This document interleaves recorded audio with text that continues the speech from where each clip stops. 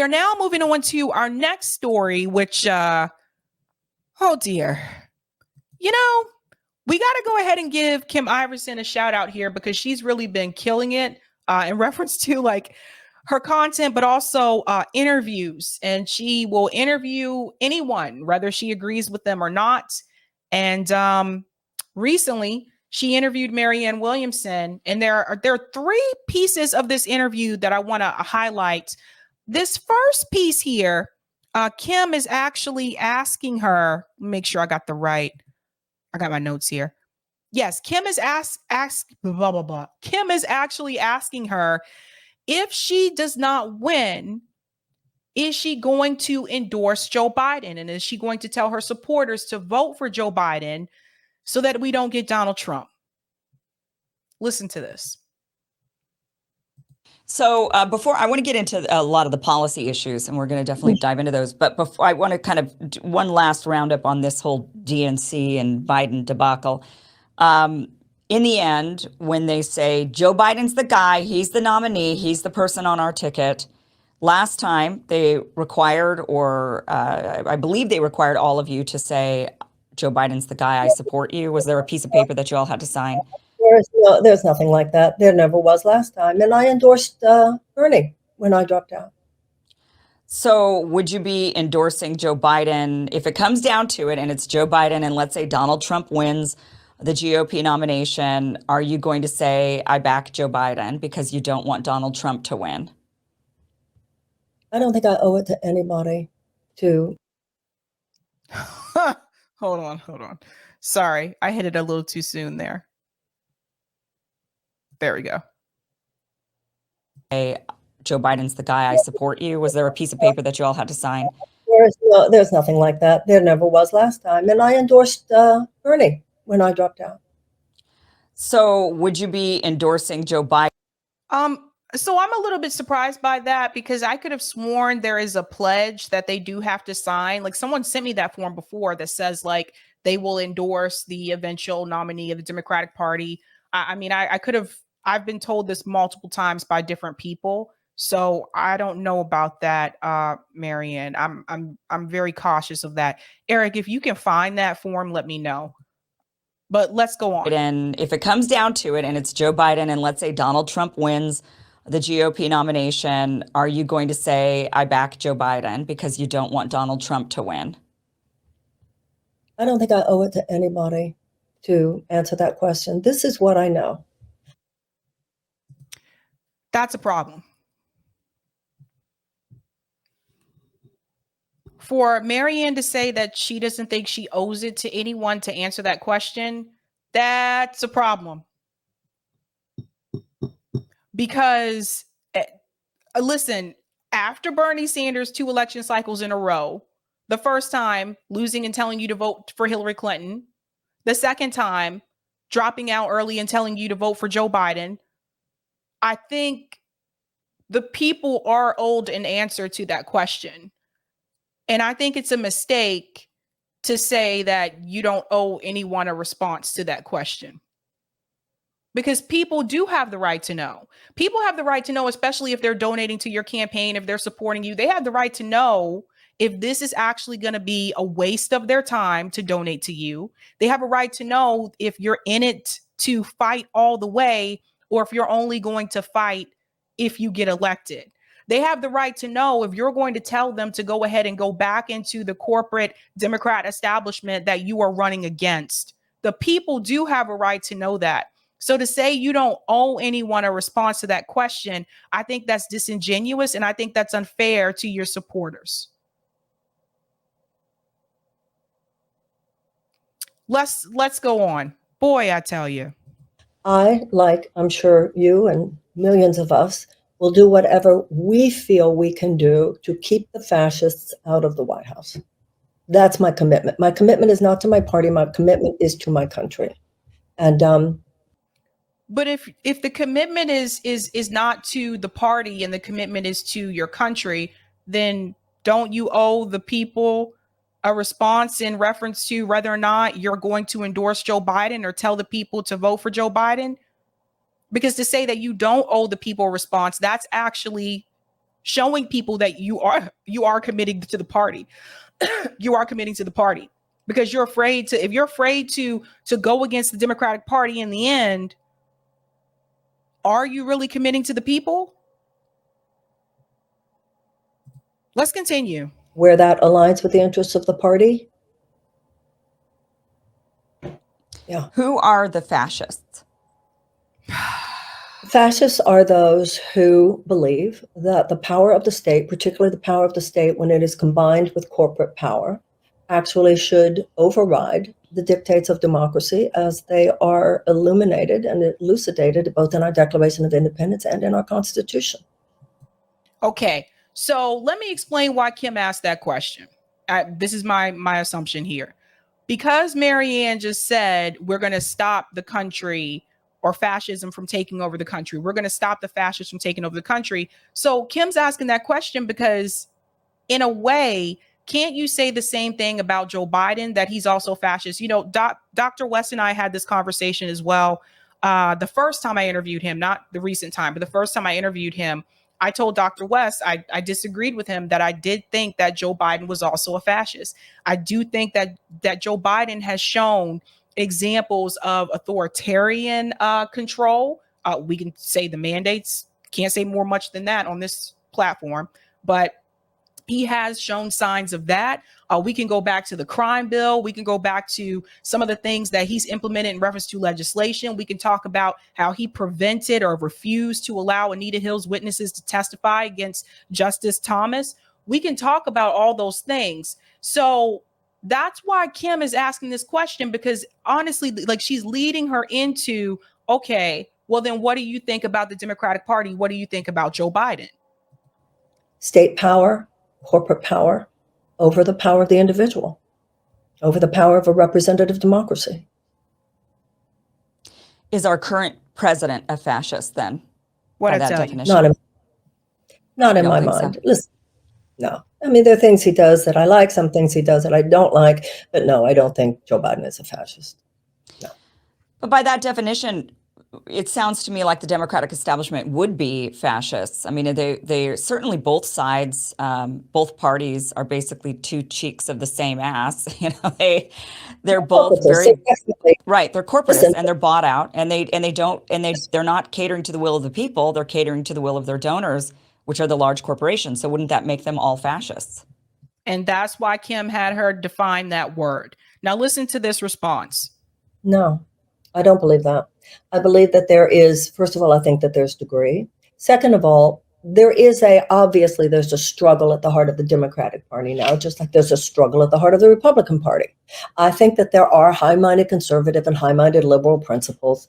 And, you know, when America works the way America should work, you know, we understand nobody has a monopoly on truth, but we are all joined by these underlying agreements about the principles on which we purport to stand.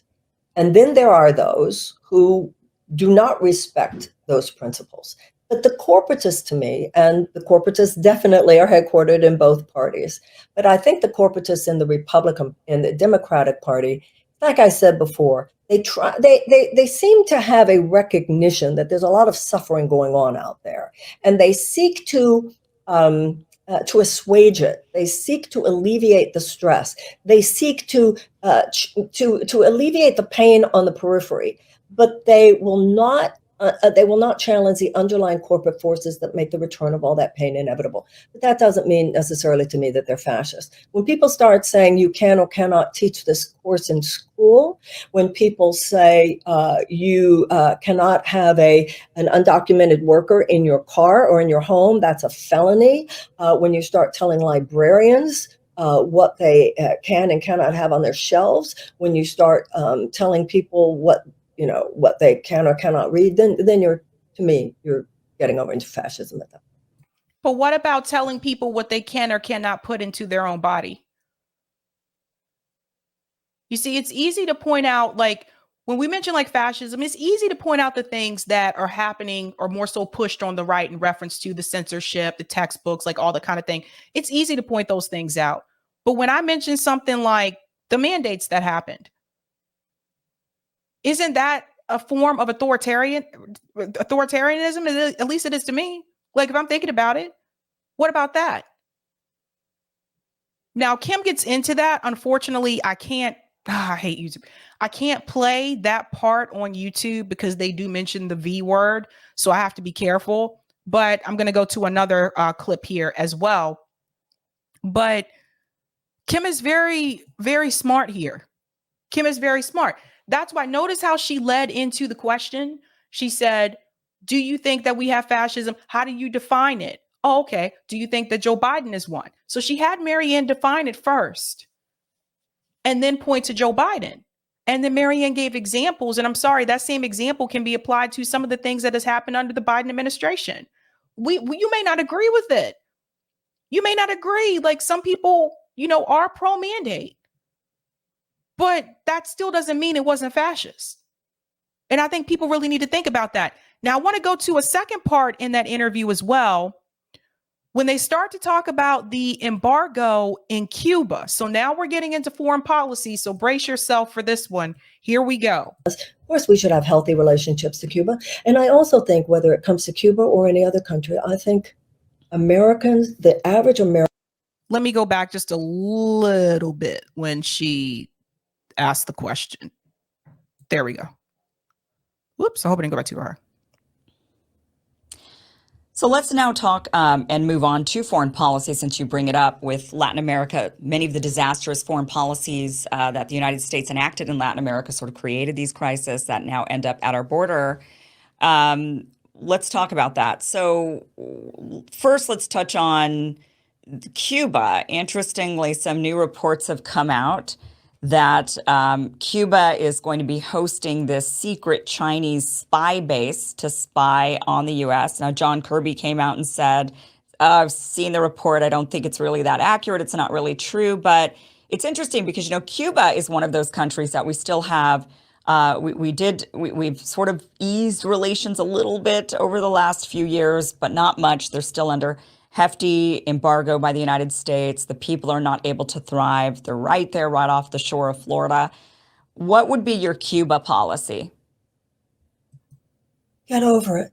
Batista, there was a revolution. Batista lost. If Batista had been better to his people, there wouldn't have been that kind of communist revolution. But there was. Castro won. Get over it. You have a younger generation now. When I was younger, the people in Florida, particularly the huge political bloc of people who remembered being kicked out, losing their fortunes, kicked out from Batista, formed such a huge political bloc. But they now have their children and their grandchildren who are the first to say, why are we still going on and on about this? We don't have to agree with everything that Cuba does. Of course, we should have healthy relationships to Cuba. And I also think, whether it comes to Cuba or any other country, I think Americans, the average American does not, I don't think the average American understands how savage and how violent some of these sanctions and embargoes are. Okay, so she's correct about the sanctions being savage and the embargo. She's correct about that. But I think something I noticed that was different between her response and RFK Jr.'s response, the way that RFK Jr. responds to that question is, I will lift the embargo and the sanctions on Cuba on day one. So even though Marianne said that, the sanctions are cruel, the embargo is harsh, even though she said that, she didn't tell you what she would do. And the question that Kim had was, what would be your Cuba policy? So you see the difference, like being able to just go boom. And like RFK Jr.'s answered that question by a couple of different people actually paused to ask him that question. And he said, I would lift them on day one. So yeah, I don't know. Let's continue. This is still more foreign policy. Yeah. It's not the top dogs in Cuba who are suffering from this. It's the average Cuban. And we should have, it looked like you said, it looked like Obama was starting to open things up.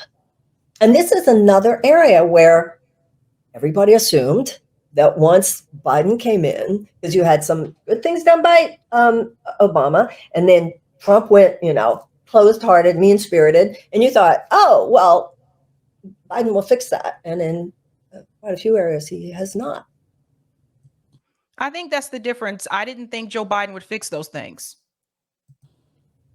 Let's talk about some of the other countries where there's sanctions and pretty strict policies against Venezuela, Iran, Syria, Afghanistan. What would be your policies with these countries? Kim does not seem like her usual self. I don't know if you guys have noticed, but when I watched this interview, I was like, Kim don't seem too happy. I don't know. Maybe it's just been a long day. I don't know. But Kim doesn't seem like her. She does not seem like her usual self.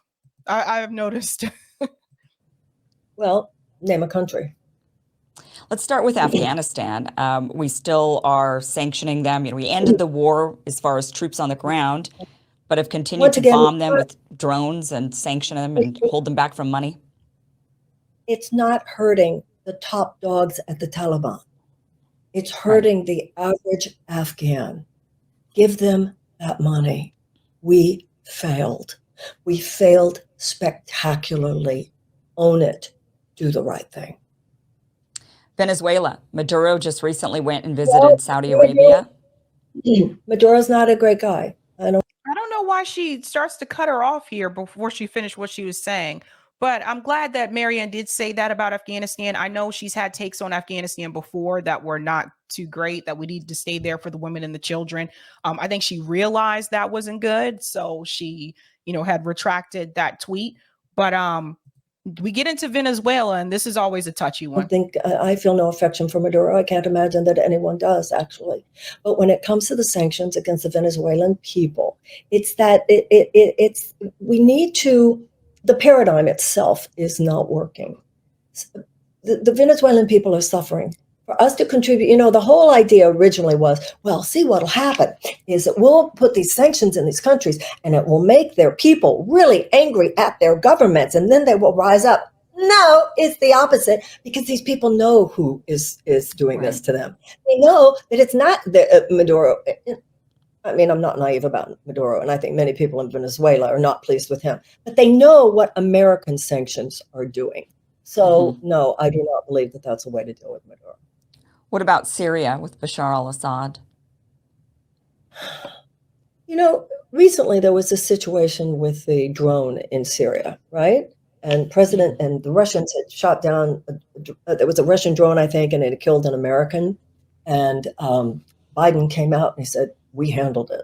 And I remember I started making phone calls to to some friends in Washington who are in the defense and military and state. Why do we even have troops? That part right there, I want you to pay close attention to. Marianne said her friends in defense.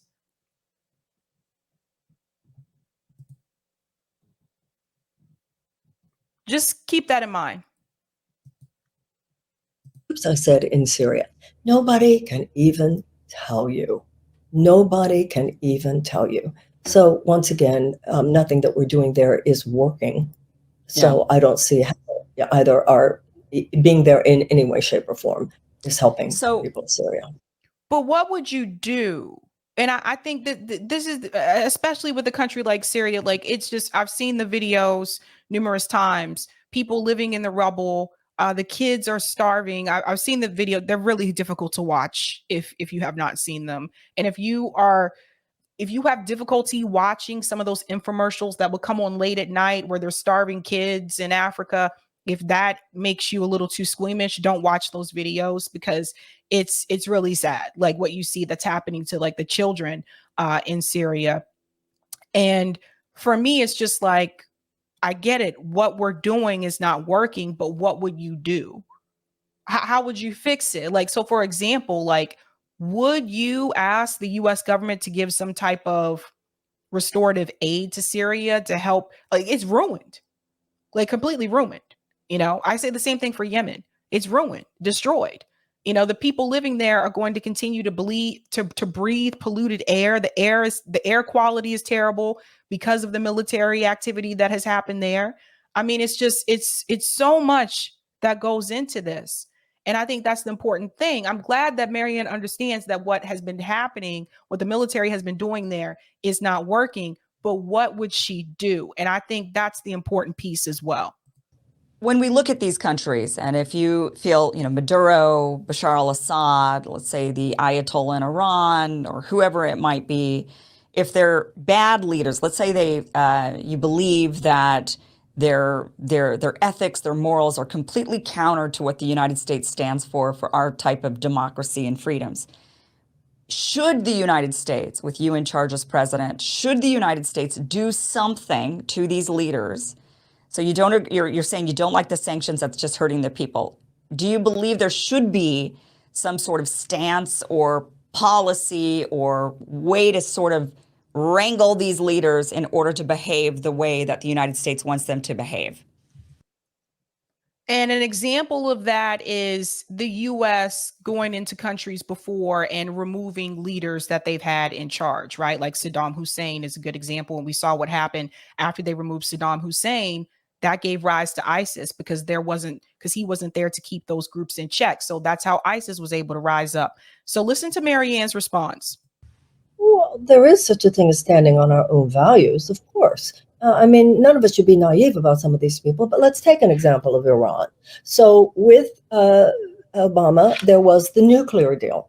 And then Trump brings us out of the nuclear deal, and he instead exerts what he called maximum pressure. Maximum pressure means even more sanctions, things that are even making it more difficult for people there. Then, once again, we all thought, well, certainly Biden will reverse what Trump did and go back to what Obama was trying to do. And to the surprise and certainly the disappointment of many of us, he didn't. He didn't. Now we have. But again, to me, that wasn't a surprise. I think that's the thing. I think those of us who knew how Joe Biden really was, like, we knew that Joe Biden was just basically a conservative light, that he's not liberal. He's made comments about being anti-liberal. He's not liberal. He doesn't embrace liberalism. He's not a leftist. He's not a progressive. He's not a socialist. He's not a communist, regardless of what Fox News will tell you. Those of us who have been paying attention over the years, we knew that Joe Biden was conservative light. So that's another thing that I do question. It's like the fact that I think some people, and not just Marianne, but some people believe that Joe Biden would actually come in and do the right thing in reference to foreign policy, where there were others like myself, where we knew that would not happen. A real conundrum on our hands because that government has behaved so horrifyingly, and it's continued to behave so horrifyingly recently with the protests and so forth. So it's kind of a rough time to be saying to the Ayatollah at this moment, let's make any kind of a deal. But what would you do? See, this is the thing. Like, do you agree? Well, let me get it. Kim explains it. I guess what I'm trying to ask is more of it's sort of a philosophical thing of, should the United States stay out of other countries' business and just let them govern and let the people deal with their own leadership when the people are ready to deal with their own leadership, and the U.S. should just continue to protect its own interests, do deals with these countries, and like we live our own lives, we're doing our own thing. You do your own thing. We'll interact when we need to interact when it comes to business deals and whatnot. Should the U.S. just take that sort of a stance, more of an isolationist viewpoint on it? Or should the U.S. be more firm in the way that the U.S. has been in trying to manipulate these countries to behave differently? I think that's, should there be a stance of we need to change them? Or should the stance be hands off, they will change themselves? Where do you fall on that? I'm sure it's a spectrum, but kind of give me an idea. Well, okay, listen to this. Yeah, my answer has to do with the spectrum. I'm not an isolationist. There you go. So Kim mentioned two different approaches. She mentioned the isolation, where you just leave them alone and you let them handle their own leadership. You let them handle their own country, their own people, their own issues. And Marianne said, I'm not an isolationist. Excuse me, can't talk today. I'm not an isolationist. So what that means is that she is not against the U.S. government intervening and telling these leaders what they should or should not do, or removing leaders from countries. I hope everyone paid attention to that question. from Kim, because Kim she said it again and she broke it down. So Marianne just told you she's not an isolationist. So if you have never seen this show, there's a show called Star Trek Next Generation. I watched it when I was growing up. One of the things that they believed, and I know some of you are like, oh, it's just a show, it's not real life, but they had really good points in Star Trek Next Generation. And one of the things that they believed was the Prime Directive. The Prime Directive said that they are not to intervene in other planets because they learned from history, meaning the time we're in right now, they learned from history that when you intervene, when the US had intervened in other countries, that the people there were actually worse off after the intervention. So it was never their job when they went to those planets. It was never their job to intervene and remove leaders or do regime change or anything like that. They said the people had to help themselves. That's one of I think the best things that you can pick up from Star Trek Next Generation is the Prime Directive. So Marianne, just let you know, no, she's not an isolationist. So that was important for people to hear. I'll let her finish. And I do believe we should stand on our values. But over the last 50 years, particularly, and in many cases, ever since World War II, what we call standing on our values is actually transgressing against our own values, trying to use our own, sometimes imperialistic military adventures to impose actually things which are in fact not our democratic values. I met the Dalai Lama once, and he himself said to me, the people of the world do not see America as a champion of democracy. So I believe that we should stand on our values, but that does not mean we're going to hit you over the head if you don't do what we want you to do. First of all, that hitting people over the head, usually whether it has to do with sanctions or other military operations, just increases more hatred towards the United States. Doesn't help that country and makes us less safe rather than more safe. We need an entirely new paradigm. That's a good point too, Butts, not bombs. Picard broke Prime Directive often. That's true. That is true. You know, we are at a state where at this point in the history of the world, if we don't learn a new collaborative way of being, and it's somewhere in that spectrum that you were talking about, it's neither side, right? We must forge a new collaborative paradigm by which we wage peace on this planet, whether it has to do with the environment on which we're going to have to learn to collaborate, AI, on which we're going to have to learn to collaborate, or nuclear bombs, on which we're going to have to learn to collaborate. We must be willing to change direction. And this is another area where the United States needs to face the fact what we have been doing is not working. Yeah. Okay, so we're going to go to the next piece here, and this is particularly about Russia and Ukraine. Let's get into this. For many years, Russia said, we're not going to tolerate this. We're not going to tolerate your expansion eastward into the Eastern Bloc, into the Warsaw Pact. We're not going to stand for you turning Ukraine into a Western bulwark right on our borders. And if you do this, we will destroy Ukraine. They've made that really clear for a very, very long time. And now they're doing exactly what they said they would do if we continued to push. And we pushed. So I'm curious, what is your stance on the Russia-Ukraine war? I know you've said we should fund more or give more weapons to Ukraine. Where are you at with this crisis today? There are people who seem to think that if you know how to put the word proxy in the same sentence as the word war, that you have it all figured out. Well, I don't think it's quite that simple. There are many people who just use that phrase proxy war as though that's it. This is a complicated situation. Did the United States meddle? Yeah, we obviously did.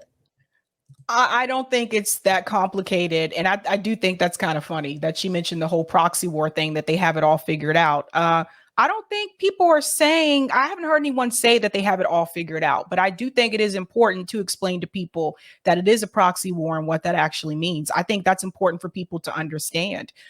So that was really interesting. So she does admit that the U.S. did meddle. Listen to this. Should we have put those Aegis missiles in Poland? Absolutely not. But a lot of that conversation on the left in America today leaves out any sense of agency for for the Ukrainians, for the Latvians, for the Estonians, for the Lithuanians. Look at what Finland is doing now. Finland was neutral for decades and has now joined NATO. Because there was pressure to do so. So this is the piece here. Like, it's not like Finland just woke up and said, hey, we want to help. There was pressure. Just like there was pressure for Germany to agree to send Leopard tanks to Ukraine. There was pressure from the US government. Why else would a country who, I'm neutral, we're like Switzerland, we're not getting involved, why would they just come? Come on now. There was pressure from the US government. I think that is important to note. And it's just, it's not like I'm one of those people. I'm not sitting up here saying that I don't understand that people are suffering in Ukraine. I do understand that.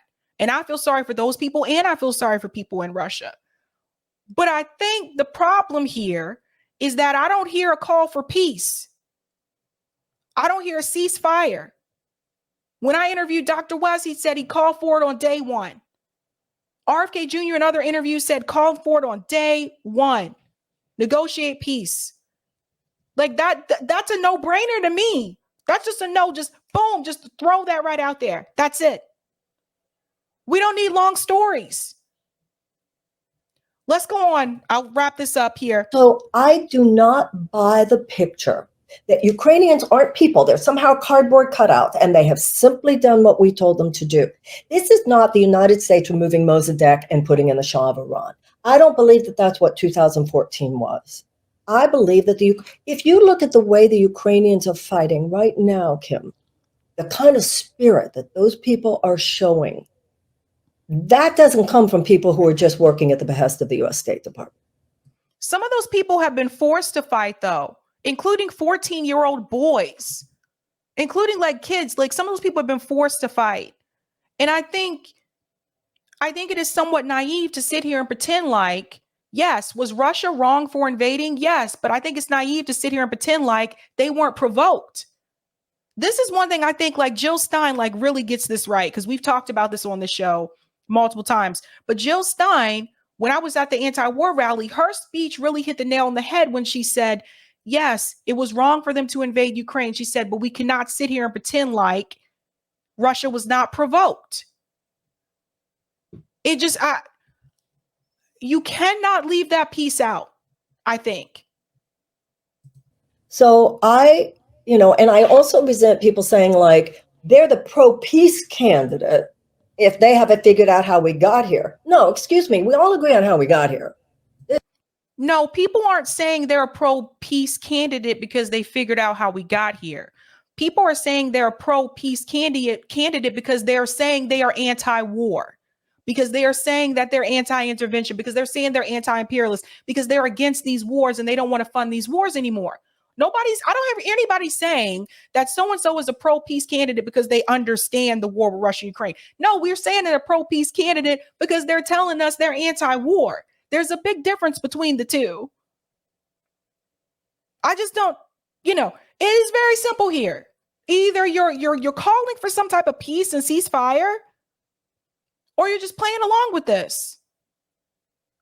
For me, it's not difficult. 85, 90% of what you said, I would agree with. The point is, what are you going to do now? If somebody says, okay, we're going to completely withdraw any support right now, the last thing that would happen there is peace. There would be such a crushing war and a destruction of Ukraine. There has to be a diplomatic solution. Denmark, for instance, has now offered to do a summit. They've said it can't just be Ukrainian allies. It has to also be India, also be China, also be Brazil, all of which is realistic. Like I said, it's a multipolar world now. We should be supporting those diplomatic efforts, and I absolutely would. The only question is, it's going to be a negotiated settlement. I would like to support a negotiated settlement in which Ukraine still has a right to exist. I don't buy into, even if she's really into the whole right to exist thing. She says the same thing in reference to Israel and Palestine, has a right to exist, has a right to exist. The thing is like, there needs to be a call for peace. This doesn't need to continue. We don't need another Afghanistan. We don't need another 20-year war. We don't need any more escalation. We don't need to have, China have to jump in and help Russia. Can you imagine? We need to call for peace, period. Just stop it. All of it. Let's go on. You buy that the United States did 100% everything that you just said, which, like I said, the vast majority of what you said, I agree with. That, to me, does not justify the imperialism or the brutality of Vladimir Putin. It doesn't. It is a standard technique of the abuser to say, you made me do it. No. So at this point, I would like it to be a negotiated settlement where if I'm an anti-imperialist and I take a stand when the United States has behaved imperialistically, which God knows we have, to me, it makes sense to be consistent and also recognize the Russian imperialism as well. So I would like it to be a negotiated settlement where Ukraine still has some existence as a sovereign state. This is, to me, about sovereignty. And when did Russia say they didn't want Ukraine to exist? I think that the Ukrainians have some agency here, and they have a right, and that should not be a blank check. But we're in the middle of the Battle of Bakhmut. We don't know if the counteroffensive has started or it's about to start. But this is a moment where absolutely we should be supporting all diplomatic efforts, but also I support Ukraine doing what it can to still exist.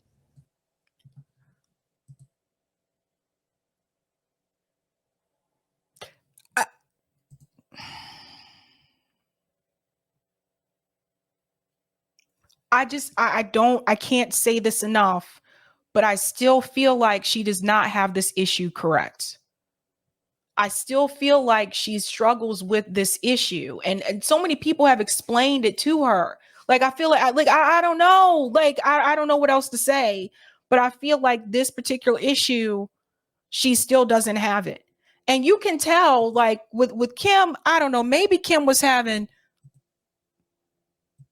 like, look, you can tell. Like, I don't know. Kim was just kind of like, no. I mean, what do you say there? So many people have talked to her about it. I don't know. I don't know what else to say. But you got to get that issue right. Otherwise, you sound like Joe Biden. So if you have a similar position as Joe Biden when it comes to Ukraine, I mean, what? I don't know, man.